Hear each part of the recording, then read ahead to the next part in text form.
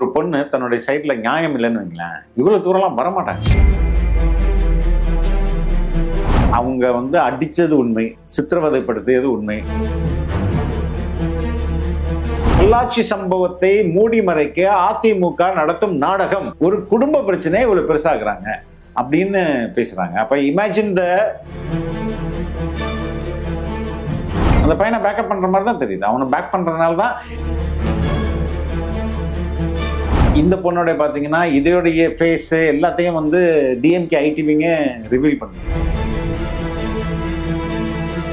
அடுத்த பாதிக்கப்பட்ட பெண் எப்படி முன்னுக்கு வரும்?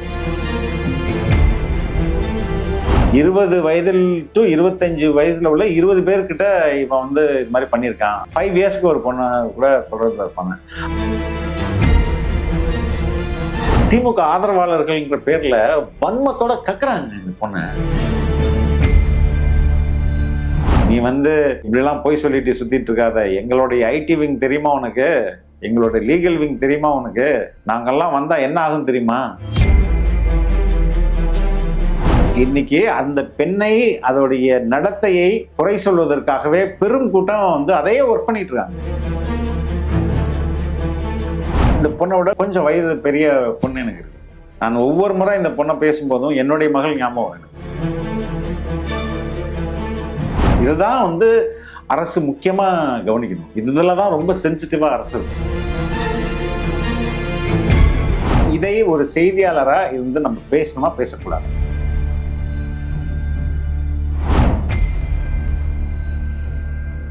நியூஸ் ஸ்கொயர் நேயர்களுக்கு வணக்கம்.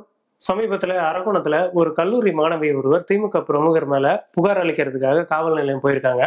காவல் நிலையத்துக்கு போன அந்த பெண்ணுக்கு அவர் கொடுத்த அந்த புகாரை காவல்துறையினர் ஏற்க மறுத்துடுறாங்க. இது தொடர்பாக அவங்க பல்வேறு கட்ட முயற்சிகளை எடுத்தும் அது பயனளிக்காததுனால அவங்க நேரடியாக ஆளுநரை சந்திச்சு புகார் அளிக்கலாம் அப்படின்னு வந்திருக்காங்க. ஆளுநர் மாளிகைக்கு வந்த அந்த பெண்ணை வலுக்கட்டாயமாக புகார் அளிக்க விடாம காவல்துறையினர் வெளியே அனுப்பியதாகவும் அவரை ஆட்டோல கொண்டு போய் வலுக்கட்டாயமாக வேறு இடத்துக்கு கொண்டு செல்ல முயற்சித்ததாகவும் ஒரு புகார் எழுந்தது.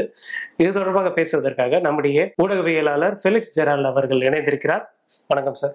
வணக்கம் சார். தொடர்ச்சியா தமிழ்நாட்டுல இந்த மாதிரியான பிரச்சனைகள் நடந்துட்டு இருக்கு. பெண்களுக்கு பாதுகாப்பு இல்லைன்னு நினைக்கிறீங்களா? இந்த சம்பவத்தை நீங்க எப்படி பாக்குறீங்க சார்? சரி, அந்த மாணவி ஒரு கிராமத்து பின்புலத்திலேருந்து வராங்க. அவங்களுக்கு சிட்டி எக்ஸ்போஷர்ன்றது இல்லை. ரெண்டாவது அவங்க ரொம்ப ரொம்ப ஆர்டினரியான ஃபேமிலியிலேருந்து வரவங்க. அவங்களுக்கு புரோட்டோகால்னா என்னன்னு தெரியாது. அவங்க செய்தியில பார்க்கறது தானே. ஆளுநரை சந்தித்து மனு கொடுத்தனர், ஆளுநரை சந்தித்து மனு கொடுத்தனர், இப்படி இதுதான் அவங்களுக்கும் ஆளுநருக்குமான அந்த புரிதலா அப்படிதான் இருக்கும். அப்ப அவங்களுக்கு யாரோ சொல்லியிருப்பாங்க, நீங்க அந்த பொண்ணு ஆல்மோஸ்ட் சிஎம் செல்ல கம்ப்ளைண்ட் கொடுத்தாங்க.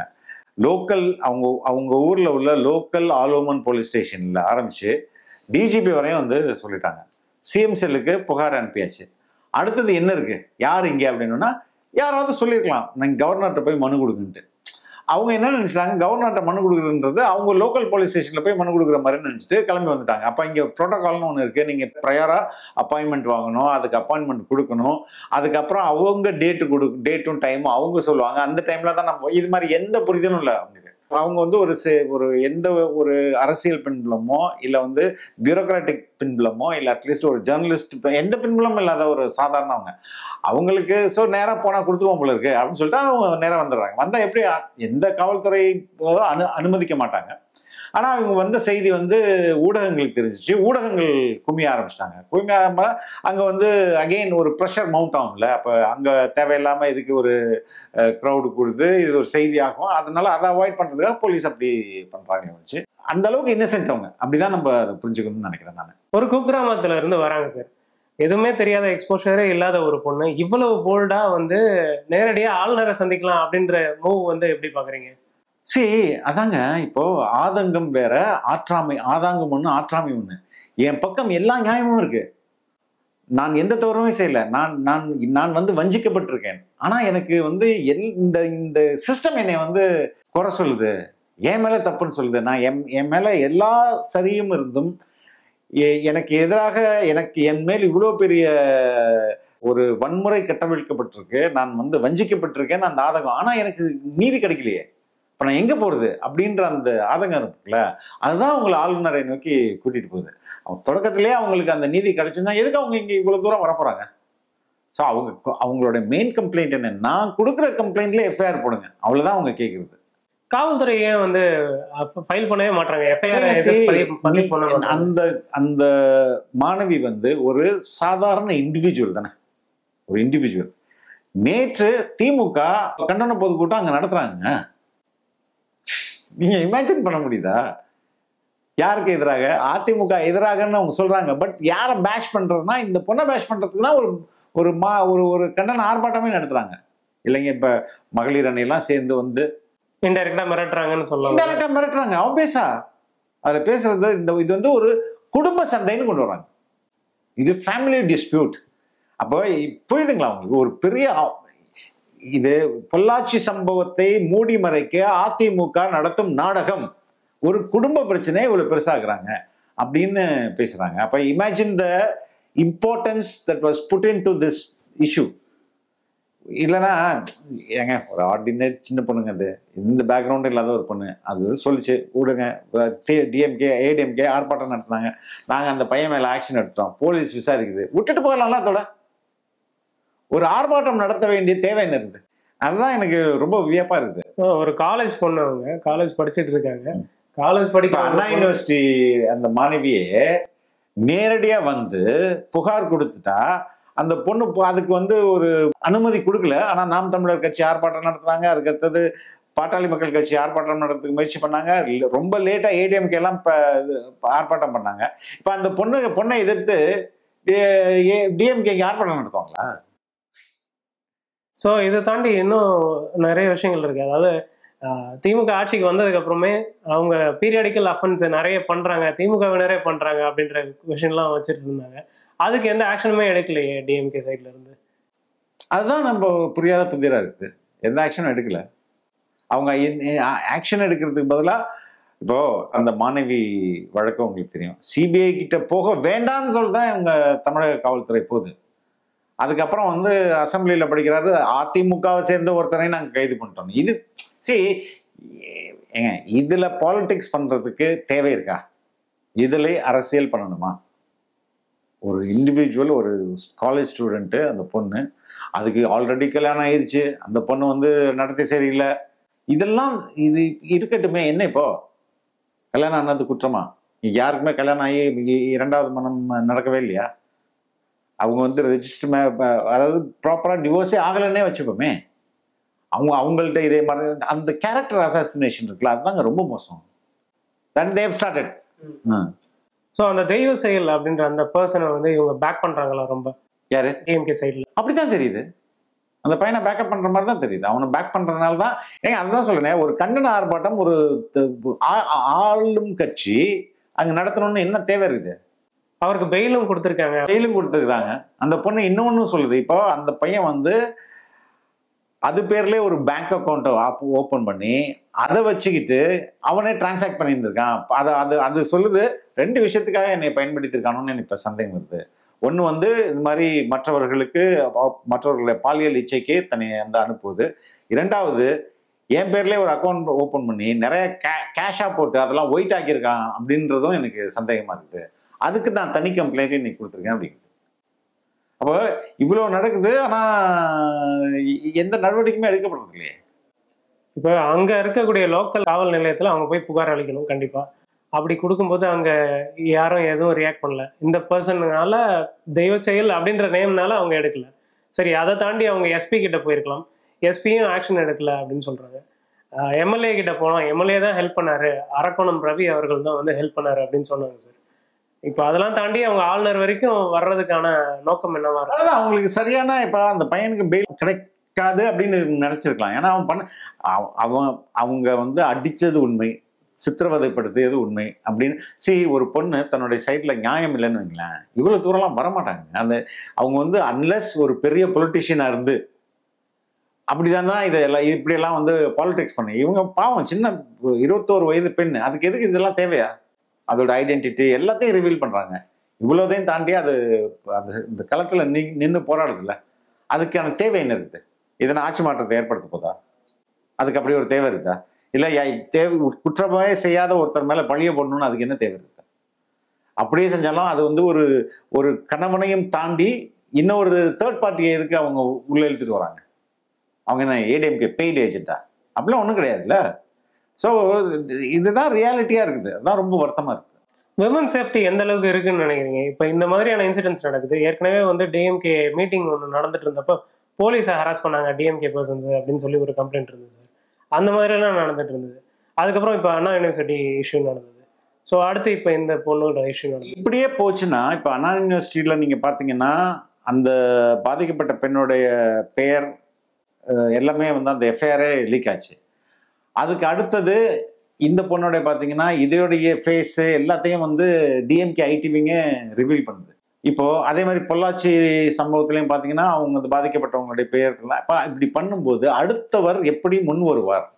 இப்படி ஒரு பிரச்சனை எனக்கு நடந்துருச்சு அப்படின்னு நான் போலீஸ் ஸ்டேஷனில் போய் சொல்லியோ பொது வழியில் சொல்லும் போதோ என்னோட ஐடென்டிட்டிலாம் இவங்க வந்து ஏதோ இவர்கள் அந்த பொண்ணு மேலே வெறுப்பை காட்டுறதுக்காக அதோட ஐடென்டிட்டியை விட்டா அடுத்த பாதிக்கப்பட்ட பெண் எப்படி முன்னுக்கு வரும்? வரமாட்டாங்கல்ல. இப்ப இந்த பையனை பத்தி சொல்லும் போதே இந்த பொண்ணே சொல்லுது 20 வயதில் டு 25 வயசுல உள்ள 20 பேர்கிட்ட இவன் வந்து இது மாதிரி பண்ணியிருக்கான். 5 இயர்ஸ்க்கு ஒரு பொண்ணை கூட தொடர்பில் இருப்பாங்க. அப்போ அவ்வளோ பேரும் வரல, முன் வரல. அவங்களாம் சந்தோஷமாவா இருப்பாங்க?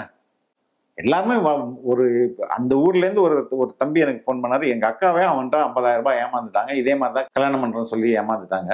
அவங்க இப்போ கூட வரமாட்டாங்க. ஏன்னா எதுக்குடா நமக்கு கேட்ட போயிரு அப்படின்னு வரமாட்டாங்கன்னு அந்த தம்பி சொல்கிறான். அப்படி இருக்கும்போது இந்த பொண்ணு தைரியமாக வந்தது. அதோடைய அனானிமிட்டி எல்லாத்தையும் உடைச்சிட்டு அதை யார் எல்லாத்தையும் சொல்லி விட்டீங்கன்னா அடுத்தது யார் வருவா? அப்போ இவங்களே நாளைக்கு ரோட்டில் எப்படி நடமாட முடியும்? இந்த பொண்ணு தானே அந்த பொண்ணு, இந்த பொண்ணு தானே அந்த பொண்ணுன்னு எல்லாருமே பேசுவாங்களே. எல்லாருமே இதில் வந்து திமுக ஆதரவாளர்கள்ன்ற பேரில் வன்மத்தோட கக்குறாங்க இந்த பொண்ணை இப்போ தப்பு குற்றவாளி மாதிரி ஆக்கிக்கிட்டு இருக்காங்க எல்லாரும் சேர்ந்து. அதான் இதில் ரொம்ப ஆபத்தானதாக இருக்குது. இது கடந்து இவங்க எப்படி வரணும்னு நினைக்கிறீங்க நீங்க? சரி, ஒரு ஃபேர் அண்ட் ஃப்ரீ இன்வெஸ்டிகேஷன் நடத்தணும். அவங்களுக்கு வந்து இந்த சோ கால்டு ஆக்டிவிஸ்ட்டு சமூகத்தில் முக்கியமானவங்களாம் ஆறுதல் சொல்லணும். நான் இருக்கிறேம்மா, எதுவும் நடக்காது, உனக்கு சரியான முறையில் உன்னுடைய வழக்கு விசாரிக்கப்படும், உனக்கு வந்து நீதி கிடைக்கும் அப்படின்றத அவங்க அதை வந்து மன ரீதியாக அதை தேத்தணும். அதை விட்டுட்டு எல்லாமே அதை பிடிச்சி அடிச்சிருந்தாங்கன்னா அந்த பொண்ணை திட்டுறதுக்கே ஒரு மாநாடு போட்டாங்கன்னா என்ன அர்த்தம்? ஒரு ஆர்ப்பாட்டம். அதில் பேசுகிறவர் மிரட்டுறாரு, நீ வந்து இப்படிலாம் போய் சொல்லிட்டு சுற்றிட்டு இருக்காத, எங்களுடைய ஐடி விங் தெரியுமா உனக்கு, எங்களுடைய லீகல் விங் தெரியுமா உனக்கு, நாங்கள்லாம் வந்தால் என்ன ஆகும் தெரியுமா? நீங்கள் பாவங்க, ஒரு சாதாரண இண்டிவிஜுவல் ஒரு ஆர்டினரி ஃபேமிலி நீங்கள் மேடை போட்டு மிரட்டினீங்கன்னா அது மனசு என்ன ஆகும்? அவங்க கிட்ட பேசும்போதே அந்த பயம் தெரியுது சார். அவங்க கிட்ட பேசும்போதே இல்லை வேண்டாம், இதை பற்றி நாங்கள் யாருக்கிட்டையும் பேச விரும்பல, உங்ககிட்ட இன்டர்வியூ கொடுத்ததே ஏதோ ஒரு இதில் கொடுத்துட்டோம் அப்படின்னு சொல்லி ரெக்ரெட் பண்ணுறாங்க. ஏன்னா எங்களுக்கு ஏதாவது பிரச்சனை வந்துருச்சுன்னா என்ன பண்ணுறது அப்படின்னு சொல்லி ஒரு பயம் தெரியுது அவங்க கிட்ட பேசும்போது. ஸோ இப்போ இதெல்லாம் கடந்து இவங்க வந்து வழக்கு விசாரணை இந்த மாதிரியான போகும்போது இவங்களை எந்த அளவுக்கு மென்டல் டார்ச்சர் பண்ண வாய்ப்பு இருக்கு? இல்லைங்க, அதான் சொல்றேன். இன்னைக்கு அந்த பெண்ணை அதோடைய நடத்தையை குறை சொல்வதற்காகவே பெரும் கூட்டம் வந்து அதையே ஒர்க் பண்ணிட்டு இருக்காங்க. அந்த பொண்ணு எந்த வீடியோ போட்டாலும் அது கீழே வந்து போய் அதை திட்டுறது, அதை பற்றிய தகவல்களை வெளில சொல்றது, இது ரொம்ப தவறான விஷயம் இல்லையா? அப்ப அதை பார்க்கும்போது அவங்களுக்கு என்ன, எதுக்குடா நமக்கு இது, எப்படியோ போட்டுப்போம், வேணாம், எவ்வளவு என்ன போது விடு, நம்ம தப்பிச்சு வந்துட்டோம், இனிமேல் ஓடி போயிடலாங்க அது அப்படின்னு தான் தோணுமே. இப்படிதானே எல்லாருக்கும் தோணும். அவர் வந்து நான் முதல்வர் கூட நெருங்கிய ஆளு அப்படின்னு சொல்லி தான் அவர் வந்து அந்த ஃபேமிலி கூட இன்ட்ரோடியூஸ் ஆயிருக்காரு. ஆமா. இப்போ இந்த மாதிரி முதல்வரோட இருக்கேன் அப்படின்னு சொல்லி எத்தனை நபர்கள் இந்த மாதிரி ஏமாத்திருக்க வாய்ப்பு? சரி, நிறைய அதான் தான் சொல்றேன். அந்த பொண்ணு சொல்றதோட வாக்குமூலமே 15 பேர் 20 பேர் இருந்து அது நிறைய பேர் ஏமாத்திருப்பாங்க. பையன் இதுக்கு அவங்க சைட்ல இருந்து என்ன ஆக்ஷன் எடுப்பாங்க சார்? டிஎம்கே சைட்ல இருந்து எதுவுமே ஆக்ஷன் எடுக்கல. அந்த பையனை கட்சியில இருந்து நீக்கிட்டாங்க அப்படின்னு சொல்றாங்க, பெயில் கொடுத்துட்டாங்க அப்படின்னு சொல்றாங்க சார். அது பெயில் கொடுத்ததற்கான காரணம் என்ன? ஏன்னா அந்த அந்த பொண்ணுடைய அப்பா ஒரு சேஃப்டி ரீசனுக்காக ஒரு ரெஜிஸ்டர் மெயிலில் ஒரு கம்ப்ளைண்ட் அனுப்புறாரு. அந்த கம்ப்ளைண்டோட சாராம்சம் என்னன்னு தெரியல எனக்கு. அந்த கம்ப்ளைண்ட் அடிப்படையில் எஃப்ஐஆர் போடப்படுது. அந்த எஃப்ஐஆரின் அடிப்படையில் அவர் வந்து கோர்ட்டில் ரிமாண்டுக்கு கூட்டு போகிறவர். அப்போ அந்த அப்பா வந்து எழுதின கம்ப்ளைண்ட்டில் என்ன செக்ஷன்ஸ் வரும்? ரொம்ப பெயிலபிள் செக்ஷனாக போட்டிருந்தாங்கன்னா அவருக்கு பெயில் நீதிமன்றம் கொடுக்கறது இயற்கை தானே. இப்போ இந்த பொண்ணுடைய டிமாண்ட், நான் கொடுத்த எஃப்ஐஆர்ல நீங்க போடுங்க, நான் கொடுத்த கம்ப்ளைண்ட்ல நீங்க எஃப்ஐஆர் போடுங்க. நான் கொடுத்த கம்ப்ளைண்ட்ல நீங்க எஃப்ஐஆர் போட்டாதான் நான் பெயிலபிள் செக்ஷன்லாம் வரும். துன்புறுத்துறான், அடிச்சிருக்கான், இந்த மாதிரி அபியூஸ் பண்ணியிருக்கான், அப்புறம் இதெல்லாம் நான் பெயிலபிள்ல வரும். அப்பதானே அவனை வந்து கோர்ட் நீதிமன்றத்துல ஜெயில போட்டு இதை எடுத்து விசாரிக்க முடியும். அதுதான் அந்த பொண்ணோட டிமாண்டா இருக்குது. அதுக்காக தான் அந்த டிஜிபி வரையும் வருது. அது நடக்கல. பொல்லாத ஆட்சிக்கு பொள்ளாச்சியே சாட்சி அப்படின்னு சொல்லி முதல்வர் அவர்கள் பேசியிருந்தாரு. அதுக்கு எதிர்க்கட்சி தலைவர் எடப்பாடி கே பழனிசாமி அவர்களும் பேசியிருந்தாரு. அலங்கோல ஆட்சிக்கு அரக்கோணமே சாட்சி, கள்ளக்குறிச்சியை பத்தியும் மென்ஷன் பண்ணியிருந்தாரு. ஸோ இந்த மாதிரி அவங்க பேசிட்டு இருந்தாங்க. இப்ப டிஎம்கே ஆட்சியில இந்த மாதிரியான அஃபென்ஸ் நடக்குது தொடர்ச்சியாக. எந்த ஆட்சியில தொடர்ச்சியா நடக்குது? ஏன்னா எந்த ஆட்சியில நடந்தாலும் அந்த குற்றவாளிக்கு பயம் இருக்கணுங்க. ஐயோ நம்ம தப்பு பண்ணிட்டோம், மாட்டினோம், செத்தோம் அப்படின்ற பயம் இருக்கணும். அதை விட்டு அவன் வந்து பீச்சில் ஜாலியாக உட்காந்து, நான் வந்து அப்ஸ்காண்டிங்கில் இருக்கும்போது பீச்சில் உட்காந்துட்டு வீடியோ போட்டுட்டு என்ன இப்போ இதே குற்றவாளிகளுக்கு என்ன அடுத்த மனநிலைன்னு தோணும். இந்த குற்ற மனநிலை இருக்கும், ஓகே நம்ம போய் ஏதாவது அரசியல் கட்சியில் சேர்ந்துருவோம், அரசியல் கட்சியில் சேர்ந்துட்டு நம்ம என்ன வேணால் தப்பு பண்ணலாம், நம்மளை வந்து இந்த அதிகார வர்க்கம் நம்மளை காப்பாற்றி விட்டுரும் அப்படின்னு தானே தோணும். அந்த மனநிலை உருவாகாதா? அப்போ அது தவறு தானே. ஸோ அதை மேல் மட்டத்துல இருந்து அவங்க தான் அதை தடுக்க. இது யாரா இருந்தாலும் அரசியலை தாண்டி பெண்கள் பிரச்சனைன்னு வரும்போது they have to take a very strong decision. அது வந்து அட்லீஸ்ட் முதல்வர் வந்து ஒரு ட்வீட் போட்டுருந்தான்னு வைங்களேன், ஒரு ட்வீட் இந்த மாதிரி நான் செய்தி அறிந்தேன், இந்த பெண்ணுக்கு எந்தவித பாதிப்பும் நடக்காது, அவருக்கு பாதுகாப்பு தரப்படும், குற்றவாளி மீது உரிய நடவடிக்கை எடுக்கப்படும் அப்படின்னு ஒரு ட்வீட் போட்டார்னா நிலைமை என்ன ஆகும்? மொத்த அரசு இயந்திரமும் கரெக்டா வேலை செய்யுமா இல்லையா? ஏற்கனவே கடந்த 10 ஆண்டு அதிமுக ஆட்சியில வந்து இவங்க அந்த அளவுக்கு ஆக்டிவா இருப்பாங்க சோசியல் மீடியால. டக்குன்ட்டு ஏதாவது ஒரு விஷயம்னா உடனே வந்து ரியாக்ட் பண்ணுவாங்க, ஊதி பெருசாக்கிடுவாங்க, நியூஸ் சேனல்ஸ் எல்லாமே அதை டிபேட் பண்ணுவாங்க. இந்த விஷயத்த மட்டும் யாருமே பெருசா பேசாம இருக்காங்க அப்படின்றது அதாங்க ரொம்ப வருத்தமா இருக்குது. எது முக்கியம்? இந்த ஒரு இண்டிவிஜுவல்ன்ற இதை நம்ம வந்து ஒதுக்கிட முடியாது. ஒரு மிகப்பெரிய சமூக பிரச்சனை. ஒரு பெண்ணா இருந்துட்டு அந்த பெண் அது பெண்கள் சமூகமாவே தலித்தமங்க தலித்னு சொல்லுவாங்க. ரொம்ப விளிம்பு நிலையில இருக்கிறது தான் ஒட்டுமொத்த பெண்களுமே. இப்ப இவங்க ரொம்ப ஏழை குடும்பம், ஒரு கிராமத்துல இருக்கிறாங்க, அவங்கள வந்து இப்படி எக்ஸ்ப்ளாய்ட் பண்ணப்பட்டிருக்காங்கன்னா இந்த ஒட்டுமொத்த ஊடகம் இதை பத்தி தான் விவாதமாக்கிருக்கணும். அவங்க விவாதமாக்கலையே. இன்னொன்னு சொல்லுமா, அந்த அந்த மாணவி என் அலுவலகத்துக்கு இங்கதான் நாங்க இன்டர்வியூ எடுத்தோம். அன்னைக்கு தமிழ்நாட்டுல உள்ள எல்லா ஊடகமும் இந்த ஆபீஸ்ல தான் இருந்துச்சு. எல்லா ஊடகமும் இங்கதான் இருந்தாங்க. இன்டர்வியூ எடுக்கிறத பார்த்தாங்க. அவங்களுக்கு அந்த ஊடகத்துல போட்டி இங்கே வச்சு ஆபீஸ்ல வச்சு எல்லா ஊடகமும் பைட் எடுத்தாங்க, சவுண்ட் பைட் எடுத்தாங்க. கிட்டத்தட்ட ஒரு 5 நிமிஷம் அந்த பொண்ணுகிட்ட வெவ்வேறு கேள்விகள் கேட்டு சவுண்ட் பைட்ஸ் எடுத்தாங்க. ஆனா அது எந்த சேனல்லையுமே வரல. என்ன காரணம் தெரியல. என் ஆஃபீஸில் வச்சு எல்லாமே இருந்தாங்க. National channels some of them came, அவங்க போட்டிருப்பாங்கன்னு நினைக்கிறேன். மற்றபடி நான் பார்க்கல. அப்போது செய்தியை தேடி எல்லாரும் ஓடுறாங்க செய்தியாளர்கள்லாம். ஏன்னா என் ஆஃபீஸ்க்கு வந்திருக்காங்கன்னு இப்படியே செய்தி போயிடுச்சு. எல்லா சேனலும் வரிசை சரசரன்னு வந்துட்டாங்க. வந்து நான் இன்டர்வியூ போயிட்டு இருக்குது, எல்லாரும் வெயிட் பண்ணாங்க, எல்லாருமே எடுத்துட்டு அவங்க ஆஃபீஸ் போயிடுறாங்க. அவ்வளோதான். அந்த செய்தி உள்ளே வருதா போகுதா ஆன் ஏர் வருதானா நோ ஐடியா. அப்போ இதற்கு நடுவில் அப்போ நம்ம இங்கே களத்தில் வேலை செய்கிற செய்தியாளர்களை குறைய சொல்ல முடியாதுல்ல. அவங்க அடிச்சு பிடிச்சி வந்து எடுத்துடுறாங்க. உள்ளே போன பிறகு அது ஏன் ஆன் ஏருக்கு போக மாட்டேங்குது? It is being killed somewhere in the middle. அதான் ரொம்ப வருத்தமா இருக்கு இல்லையா? அந்த பொண்ணை வந்து காவல்துறையினர் வந்து ஆட்டோவில் வச்சு கூப்பிட்டு போறாங்க அப்படின்னு சொல்லிட்டு சில சேனல்கள் எல்லாம் பிரேக்கிங் வந்துச்சு. அதுக்கப்புறம் தான் தொடர்ச்சியா வந்து இந்த விஷயம் எல்லாருக்குமே தெரிய ஆரம்பிச்சது. நீங்க எப்படி அவங்க கான்டாக்டை பிடிச்சி எடுக்கணும் அப்படின்னு முடிவு பண்ணீங்க? இல்லை, எங்களுடைய செய்தியாளரும் போயிருப்பாங்கல்ல, அங்கேயும் எங்களுடைய கேமராமேன் இருந்தார். இது மாதிரி நடக்குது சார் அப்படின்னு சொன்னால், சரி ஓகே நீங்கள் வந்து அவங்கள நம்ம ஆஃபீஸ் கூப்பிட்டு வரதுக்கு ட்ரை பண்ணுங்க அப்படின்னு சொன்னோம். ஸோ இவர் போயிட்டு பேசினார். பேசும்போது சரி ஓகே நான் வரேன்னு சொல்லிட்டு வந்துட்டாங்க. ஆல்ரெடி உங்களுக்கு நிறைய ப்ரெஷர்ஸ் இருக்கு, லைக் ஏற்கனவே உங்களுக்கு இதை பேசுவதை விட வேற எந்த செய்தி நம்ம பேசணும்?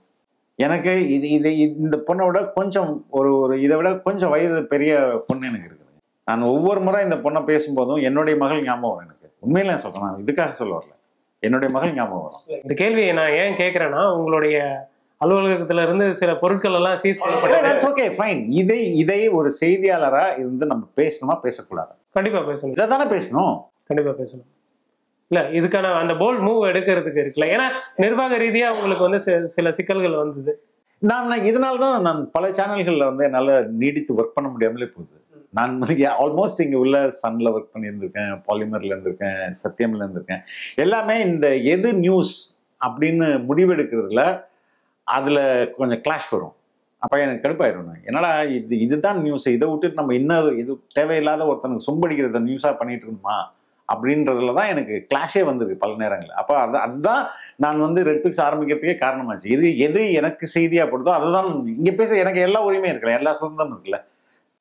பாலிமர்ல எனக்கு பிரச்சனை வந்ததே இந்த செய்தியை நான் வந்து பெருசா டீஸ் பண்றேன், பெருசா ப்ரோமோ பண்றேன், அது பரபரப்பாகுது. அந்த ஓனர் வந்து இதெல்லாம் போடக்கூடாது எடுங்க அப்படின்னு சொல்றாரு. நான் சொல்றேன், ஏங்க இது தாங்க செய்தி, இதை விட்டுட்டு இல்ல இது அவங்க மனசு கஷ்டப்படும், இவங்க மனசு கஷ்டப்படணும். அப்ப எவங்க மனசும் கஷ்டப்படுற மாதிரி நீ இருந்துங்க, நான் இல்லைன்னு சொல்லி நான் கிளம்பி இது எதுக்கு நான் சொல்றேன்னா, எனக்கு என் மனதில் எது முக்கிய செய்தியோ அதை மட்டும் தான் நான் எடுப்பேன். அதனால தான் நான் அதெல்லாம் இப்போ எனக்கு இதுதான் இன்னைக்கு தமிழ்நாட்டுக்கு ரொம்ப முக்கியமான செய்தி, இதை தான் நம்ம பேசணும், இதை வந்து மக்கள் மத்தியில கொண்டு போகணும் அப்படின்றதான் எனக்கு தோணுச்சு. இப்போ மக்களுக்கு வந்து இப்போ ஒரு பயம் இருக்காது சார், இந்த மாதிரி வந்து இவங்க ஆக்ஷனே எடுக்க மாட்டாங்க அப்படின்ட்டு? அதான் ஒரு பயம் இருக்கும்ல, அதான் சொல்ல ஆக்ஷனே எடுக்க மாட்டாங்கன்ற ஒரு பயம். அதுக்கு அடுத்தது போய் சொன்னா நம்மளை பத்தி நியூஸ் வெளில வந்துருமோன்னு ரெண்டாவது பயம் இருக்குல்ல. இப்போ இந்த பொண்ணு வந்து சின்ன வயசுல இந்த அளவுக்கு போல்டா வந்து கம்ப்ளைண்ட் அதான் பெரிய விஷயம். அது இப்ப இந்த மாதிரி பெண்கள் வர்றதை தடுக்கிறதுக்காக நடவடிக்கைகள் அப்படிதான் இருக்குது. நீங்க ரொம்ப சிம்பிள்ங்க, ஒரு 300-400 பேர் திரட்டி ஒரு மேடை போட்டு நோட்டீஸ் அடிச்சு அதுக்கு மைக் செட் வச்சு மீடியா கவரேஜ் எல்லாம் பண்ணி ஒரு ஆர்ப்பாட்டத்தை திமுக இந்த பொண்ணுக்கு எதிராக நடத்துறாங்க அரக்கோணத்துல. இதை அப்படின்னா பாத்துக்கோங்க, நம்மளுடைய ஸ்டேட்டோட நிலைமை எப்படி இருக்கு, இந்த அரசியல் கட்சியோட நிலைமை எப்படி இருக்கு. அதிமுக போட்டுச்சு அப்படின்றதுக்காக இவங்க கவுண்டர்னு சொன்னா கூட அதுல என்ன மையமா பேசப்பட்டது, இந்த மெயின் ஸ்பீக்கர் என்ன சொல்றாரு, இந்த பொண்ணை மிரட்டிட்டு தான் போறாரு. This is the pathetic state of அவர் என்ன சொல்றது அவர் கவர்மெண்ட். மகளிருக்கான அரசு எல்லாருக்குமான அரசு அப்படின்னு சொல்லி முதல்வர் எப்பயுமே பேசும்போதெல்லாம் சொல்லியிருக்காரு. இந்த மாதிரியான அவருக்கு இதெல்லாம் காதுகளுக்கு போகுதா அப்படின்றதே தெரியல. இண்டிவிஜுவல்ஸ் தான் ரொம்ப முக்கியம் இந்த சொசைட்டில. தனி மனிதர்கள் பாதிக்கப்படும் போது தான், அதுவும் குறிப்பா மனித உரிமை அத்துமீறல்கள், கஸ்டோடியல் டெத்து, டார்ச்சர்ஸ், என்கவுண்டர்ஸ், இது போன்ற வன்முறைகள், இதுதான் வந்து அரசு முக்கியமா கவனிக்கணும். இதுல தான் ரொம்ப சென்சிட்டிவா அரசு இருக்கணும். ஃபிளாக்ஷிப் ஸ்கீம்ஸ்லாம் இருக்குல்ல சார், இப்போ மகளிர் விடியல் பயணம்ட்டு பஸ் விடுறாங்க, மகளிர் உரிமை தொகை கொடுக்குறாங்க. இங்கே வந்து தமிழ்நாட்டில் நம்பர் ஆஃப் ஓட்டர்ஸ் யாரு, விச் ஜெண்டர், மேலா ஃபீமேலா? Female voters are more, female turn அவுட்டும் மோர். ட்ரெடிஷ்னலாக ஃபீமேல் ஓட் வந்து ஜெயலலிதாவுக்கு இருந்தது, அதுலேருந்து அவங்க டைவெர்ட் பண்ணி பெண்கள் ஓட்டை கேப்சர் பண்ணும். அதற்காக உருவாக்கப்பட்ட திட்டம் தான். தோ அது நான் குறை சொல்லலை, பட் அந்த வெல்ஃபேர் ஸ்கீமுக்கு பின்னாடி இப்படி ஒரு ஓட் கால்குலேஷன் இருக்கு அப்படின்றத நான் சொல்றேன். ஸோ இவங்க ஸ்கீம்ஸ் எல்லாமே in a way yes it is good, but அதுக்கு பின்னாடி வந்து வெல்ஃபேர் மட்டுமா இருக்கா, ஓட்டா கன்வெர்ட் பண்றதும் இருக்குதா அப்படின்னா ஓட்டை கன்வெர்ட் பண்றதும் இருக்குது, ஓட்டா கன்வெர்ட் பண்றது இருக்கு சார். அப்போ இந்த மாதிரியான நிகழ்வுகளுக்கு பாதுகாப்பு கொடுக்க வேண்டியது அவசியம் இல்லையா? அதை காவல்துறையை வச்சு முதல்வர் அவர்கள் செஞ்சா அப்ப நம்பிக்கை வரும் இல்லையா? டெஃபினட்டா இந்த பெண்ணிடம் நீங்க வந்து அதுக்கு ஃபர்ஸ்ட் தன்னம்பிக்கை ஏற்படுத்துங்க. தன்னம்பிக்கைக்கு உதயநிதி ஸ்டாலின் ஒரு ட்வீட் போட்ட கூட போதுங்க, ஒரு ட்வீட். கனிமொழி அவர்கள் ஏற்கனவே அந்த மாதிரி ஆக்டிவா இருப்பாங்க. இங்க இதுல பொள்ளாச்சிக்கு வந்து இன்னும் பேசுறாங்க. அந்த கூட்டத்துல பொள்ளாச்சியில 200 பேரை வந்து 200 பெண்களை வந்து அதிமுக பிரமுகர்களே இது பண்ணாங்க அப்படின்னு சொல்றாங்க, பச்சையா போய் சொல்றாங்க. இவங்க கவர்மெண்ட் தானே நடக்குது. இப்ப மறு விசாரணை கூட பண்ணலாம்ல, பொள்ளாச்சி ஜெயராமன் மேல எஃப்ஐஆர் போடலாம்ல, இபிஎஸ் மேல எஃப்ஐஆர் போடலாம்ல. இவங்க கவர்மெண்ட் தானே இது, ஏன் பண்ணல இவங்க? பொள்ளாச்சி விஷயத்தை விட்டுருங்க, மற்ற விஷயங்கள்ல இதுக்கு இப்போ மற்ற ஊழல் பிரச்சனைகளையும் டிஎம்கே ஏடிஎம்கே மினிஸ்டர்ஸ் மேல கேஸ் போட்டு உள்ள தள்ளுறதுல இவங்களுக்கு என்ன பிரச்சனை, ஏன் நடக்கல? அப்ப உண்மை இல்லைன்னா எப்படி வந்து ஒரு உங்களுடைய ஆட்சியிலேயே வந்து டிபிஎஸ்சி இதற்கு முன்பு போட்ட வழக்குகள் தானே, லஞ்ச ஒழிப்புத்துறை வந்து வழக்கு போடுறாங்கன்னா அது உண்மை இல்லைன்றா நீங்க ப்ராமிஸ் பண்ணது என்னது? ஆட்சிக்கு வர்றதுக்கு முன்னாடி ஊழல் மந்திரிகள்லாம் உள்ள போவாருங்க, எத்தனை மந்திரி உள்ள போயிருக்கிறாரு, ஏன் எடுக்கல? அறப்போர் வந்து தலையால அடிச்சுறாங்க. நீங்க கேஸை போடுங்க, இவங்களே எல்லாம் எவிடன்ஸும் கொடுக்குறாங்க. காஃபி பவுடர் அனுப்புறாங்க லஞ்ச ஒழிப்புத்துறைக்கு, தூங்கிட்டு இருங்க, காஃபி குடிக்க, காஃபி பவுடர் போட்டு காஃபி குடிச்சு எழுந்துங்கன்ட்டு. அதுக்கப்புறம் ஒரு எஃப்ஐஆர் போடுறாங்க. ஸோ இவங்களுடைய இது ரொம்ப அரசியல் too much of compromise and too much of என்ன சொல்றது, இன்ஃப்ளூயன்ஸ் ஆயிடுச்சு. So it is very difficult.